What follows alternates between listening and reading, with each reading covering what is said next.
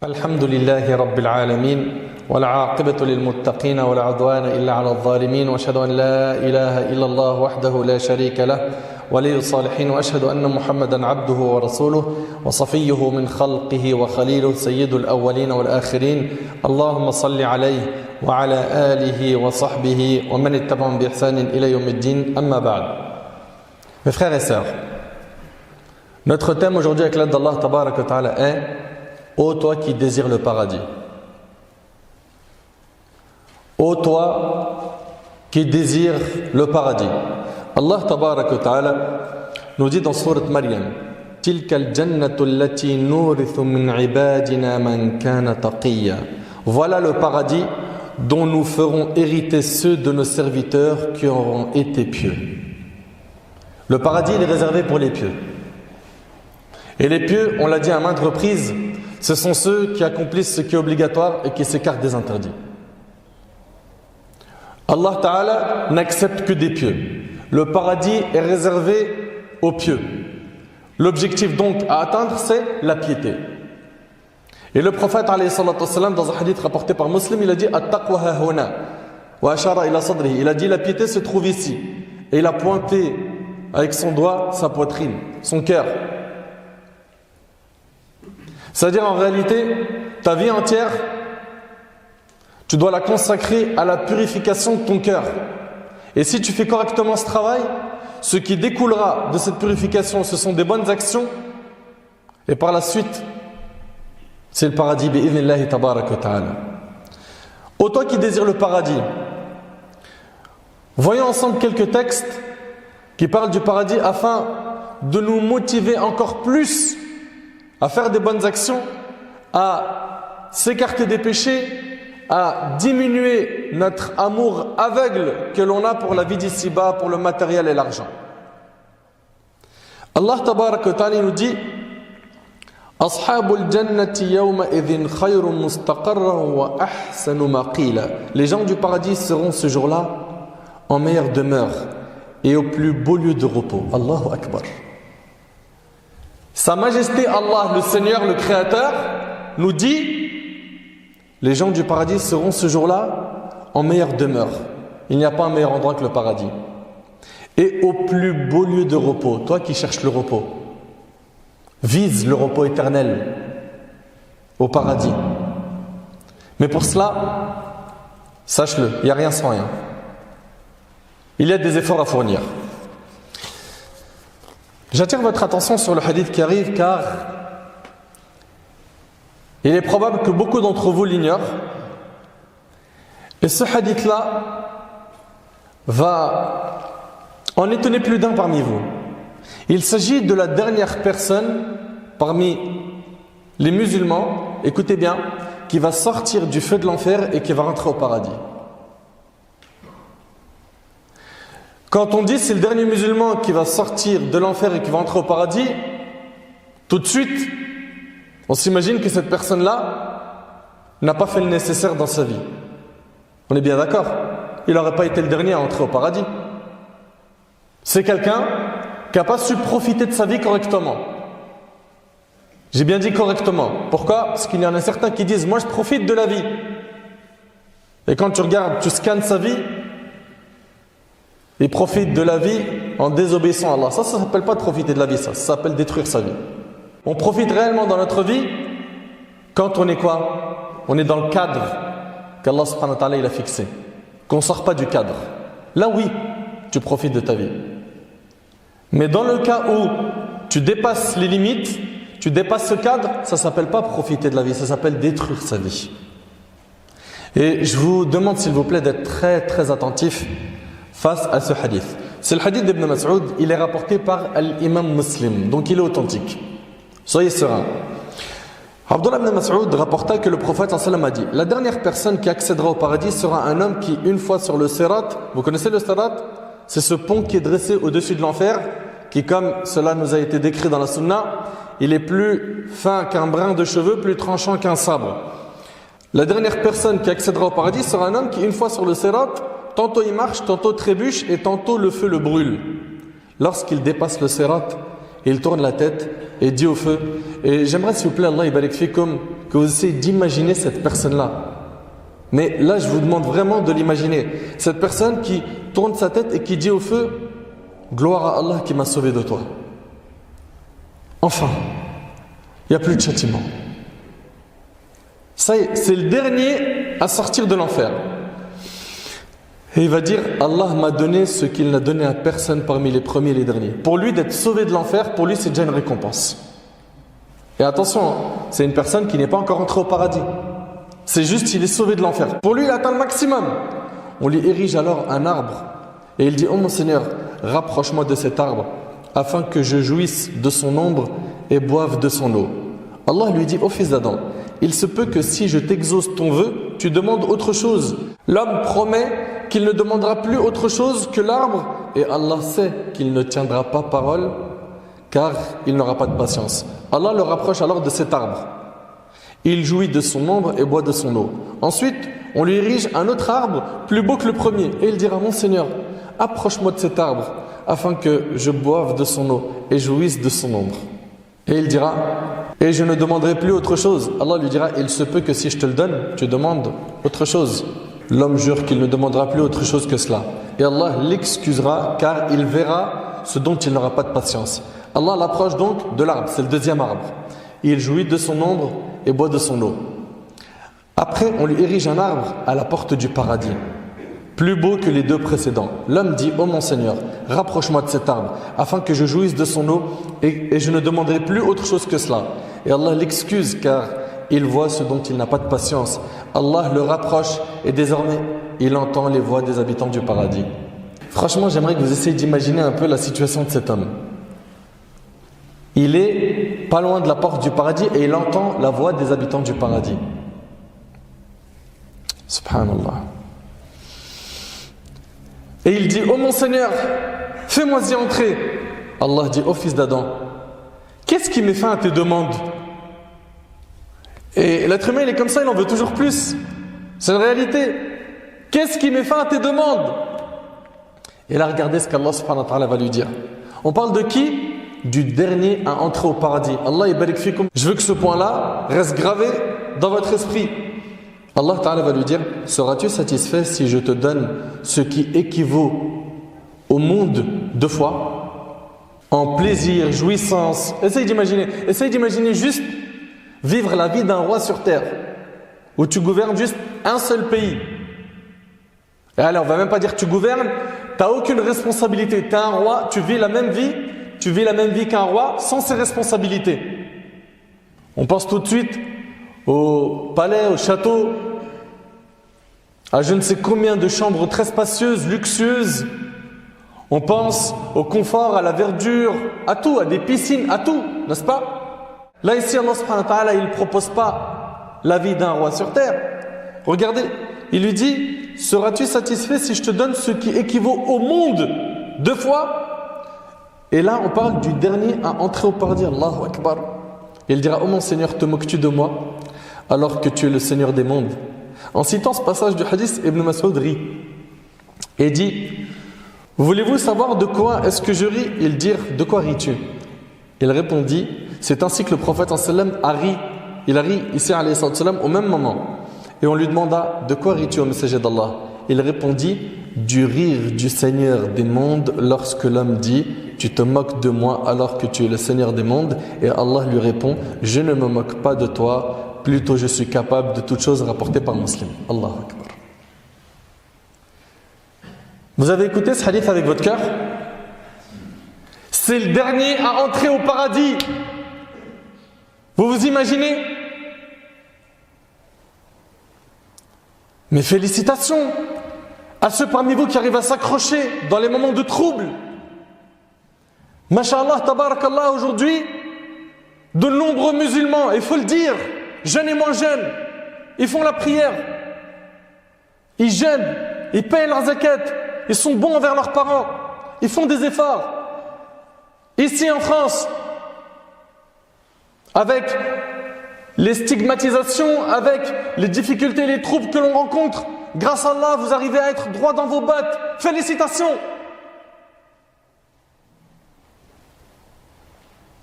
Continuez sur cette voie.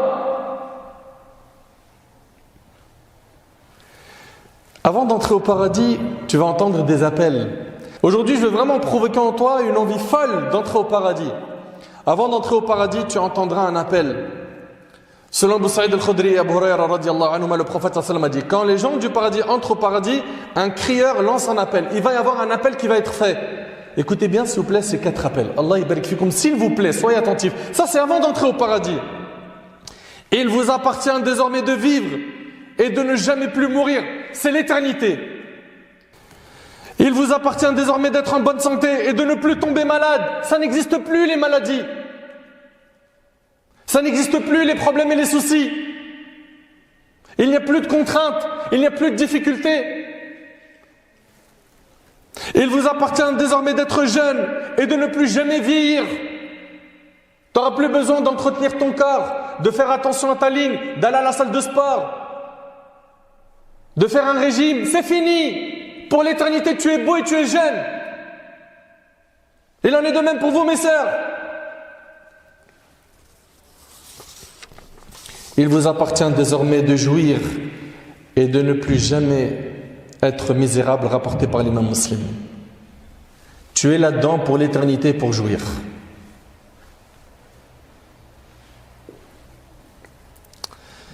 Je sais qu'il y en a parmi vous qui se disent: mais mon frère, moi je le veux le paradis. Je le veux. Alhamdulillah que tu le veux. Mais ce que je veux aujourd'hui après ce discours, c'est que toi qui faisais des efforts pour te rapprocher d'Allah, que tu en fasses plus. Toi qui n'en faisais pas, mets le pied à l'étrier et commence. Subhanallah. Ici, dans le hadith d'Abu Hurayra, le prophète sallallahu alayhi wa sallam a dit: Allah a dit, donc c'est Allah qui s'adresse à nous: j'ai préparé pour mes serviteurs pieux. Vous entendez à chaque fois le terme pieux, s'il vous plaît? J'ai préparé pour mes serviteurs pieux ce que nul œil n'a vu. Allahu Akbar. Au paradis, il y a ce que tes yeux n'ont jamais vu. Toi qui as voyagé, qui as vu les plus belles plages du monde, toi qui as visité de très beaux pays, toi qui en surfant sur le net, tu as découvert telle île et telle autre, et qui désire faire le tour du monde et surtout ces endroits qui sont super beaux. T'imagines, Allah subhanahu wa ta'ala, il nous a préparé ce que nos yeux n'ont jamais vu. Subhanallah. Écoutez bien, ce que nul œil n'a vu, ce que nulle oreille n'a entendu. Tes oreilles n'ont jamais entendu ce qu'ils vont entendre fil Jannah. Et ce qu'aucun cœur humain n'a pu imaginer. Essaye d'imaginer, tous les beaux endroits que tu as vus dans ta vie, ils n'ont rien à voir avec le paradis. Il n'y a pas de ressemblance. Ton cerveau n'est pas capable d'imaginer ce qu'il y a là-bas. C'est Allah subhanahu wa ta'ala qui nous le dit. Et ceci est attesté par la parole d'Allah suivante: فَلَا تَعْلَمُ نَفْسٌ مَا أُخْفِيَ لَهُم مِّن قُرَّةِ أَعْيُنٍ جَزَاءً بِمَا كَانُوا يَعْمَلُونَ. Aucun être ne sait ce qu'on a réservé pour eux comme réjouissance pour les yeux en récompense de ce qu'ils œuvraient, rapporté par Bukhari et Muslim. D'après le Bara ibn Azib radiyallahu anhu, je veux que tu continues avec moi à être concentré. D'après le Bara ibn Azib radiyallahu anhu, quelqu'un a offert au prophète sallam un vêtement en soie. Et on sait que la soie, c'est pas permis pour l'homme. D'ailleurs, le prophète par la suite, dans certaines versions, il l'a offert. Alors les compagnons l'ont palpé, ils ont commencé à le toucher et furent étonnés de sa douceur. Le prophète sallam a dit: vous êtes étonnés de cela? Vous êtes étonnés de ce vêtement? Il a dit: je jure par celui qui détient mon âme dans sa main. Certes, les mouchoirs de Saad ibn Mu'adh dans le paradis sont meilleurs que cela. Allahu Akbar. C'est rapporté par l'imam al-Bazar. Un mouchoir au paradis, il est meilleur qu'un vêtement luxueux sur terre. Mais il ressemble à quoi ce mouchoir?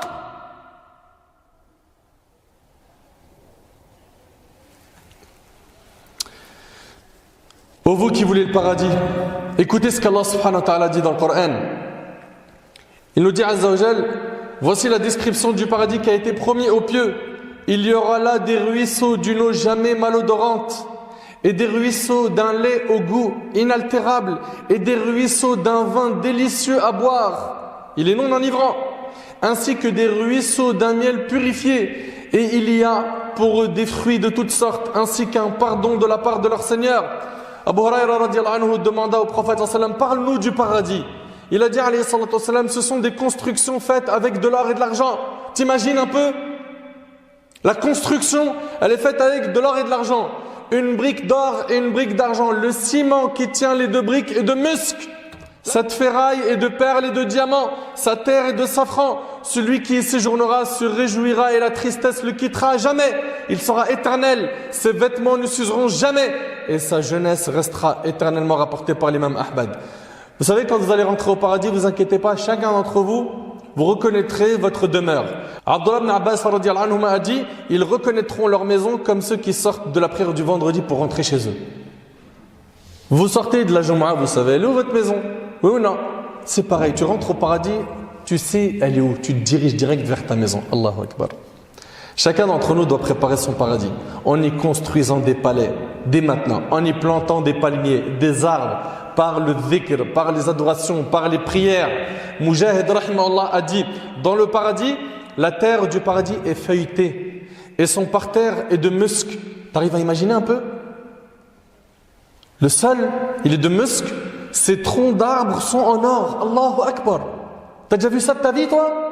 Et attention, un point très important, Abdullah ibn Abbas, il nous dit que la ressemblance qu'il y a entre les choses de ce monde et les choses du paradis n'est que dans les noms. Non dans la forme. On te parle de maison. La ressemblance de la maison au paradis et celle de la vie d'ici-bas, elle n'est que dans le nom. Pareil pour les fruits, les arbres, etc. Écoutez ici, ces troncs d'arbres sont en or et leurs branches de perles, d'émeraude et de diamants. Les feuilles et les fruits sont sous tout cela. Celui qui désire manger de ces fruits, debout, assis ou allongé, ne sera pas dérangé. Les fruits s'offriront à lui sous un seul ordre de sa part. Il appelle le fruit vient. Et il ne mange pas par faim, parce que la faim c'est une souffrance, il n'y a plus de souffrance au paradis. Il ne boit pas par soif. La soif est une souffrance, il n'y a plus de souffrance au paradis. Il mange ici par plaisir. Et le fruit, il l'appelle sans faire d'effort, le fruit vient vers lui. Au paradis, les lits sont tout simplement magnifiques. Les tapis également. Subhanallah, on a des descriptions de tout cela. Dans le paradis, il n'y a plus de soleil.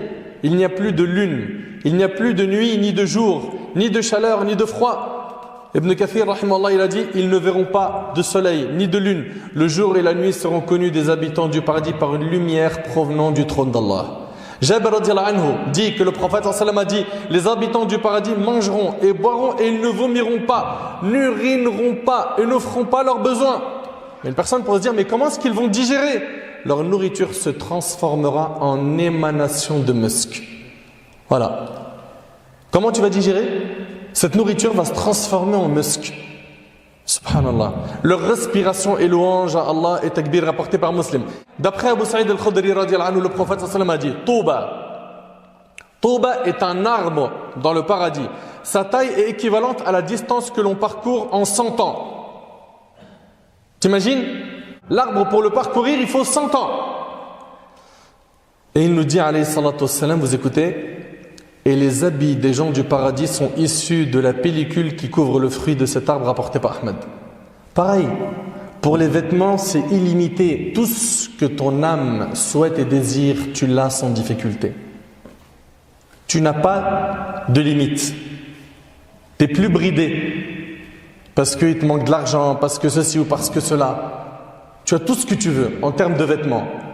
La beauté, tu es au maximum de la beauté, de la jeunesse.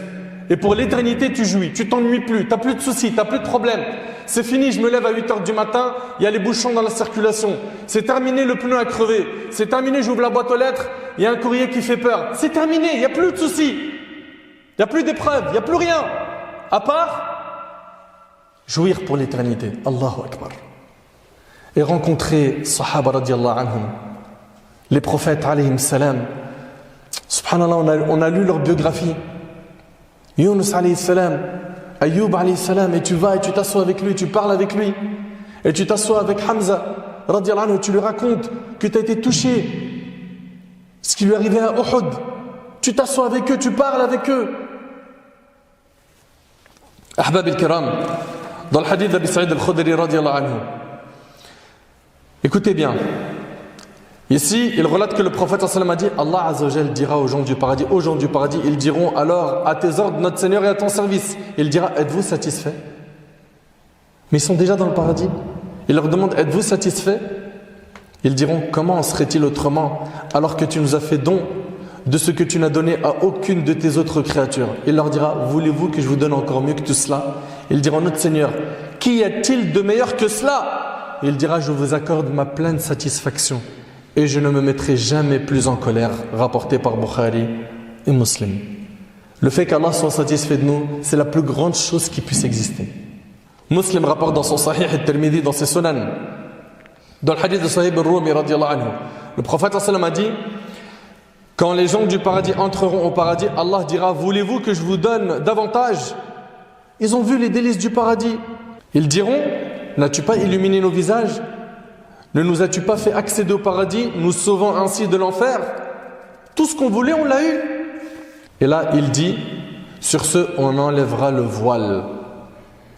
Et on ne leur aura rien donné de plus agréable que la vue de leur Seigneur, le Tout-Puissant. Et dans une version, ensuite il récita le verset suivant, Lilladhina ahsanul husna wa ziyada. À ceux qui auront fait le bien sera réservée la plus belle récompense et davantage encore. Et davantage encore, c'est le fait de voir notre Seigneur Azza wa Jal. Ya Allah, ne nous prive pas de cela. Ya Rabb, tu connais notre situation et notre faiblesse. Ya Allah, accorde-nous ce délice de pouvoir contempler ton visage. Ne nous prive pas de cela par nos péchés. Mes frères et sœurs, vous entendez depuis tout à l'heure des récits sur le paradis. Mais je vous l'ai dit depuis le départ, il n'y a rien sans rien. Pour cela, il va falloir croire en Allah, croire en son messager.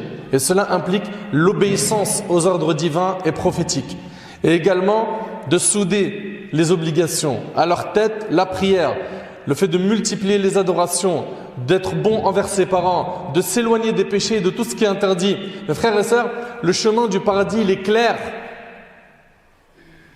Il est clair, il a été tracé. Allah tabarak wa ta'ala nous dit Innal ladhina amanu wa amilu s-salihat kanat lahum jannatul firdausi nuzula khalidina fiha la yabghuna anha hiwala. Ceux qui croient et font des bonnes œuvres, toujours ils croient et font des bonnes œuvres,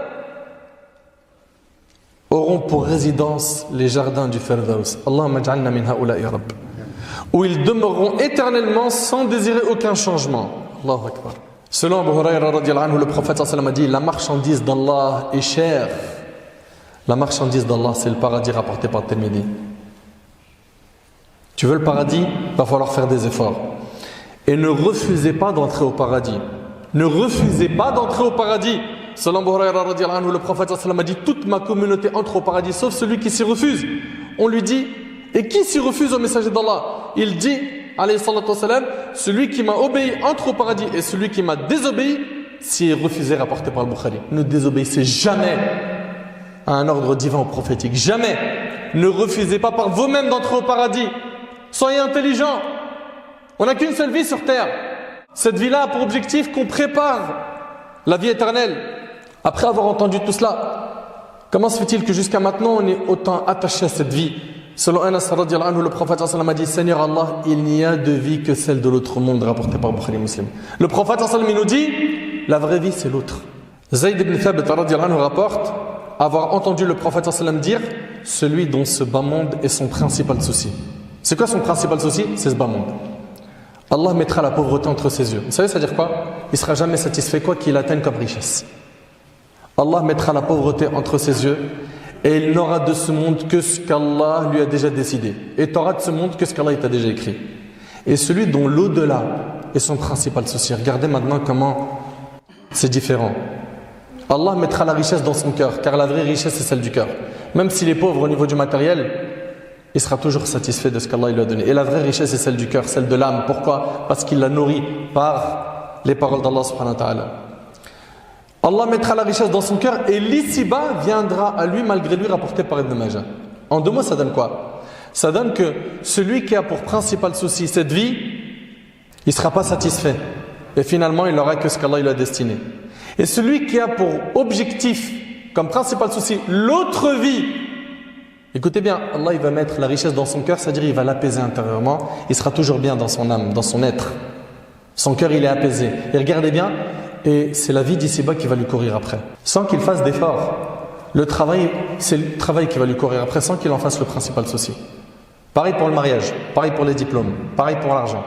Pourquoi? Son principal souci, c'est le paradis. Regarde, fais le bilan de ta vie, c'est quoi ton principal souci? Fais le bilan.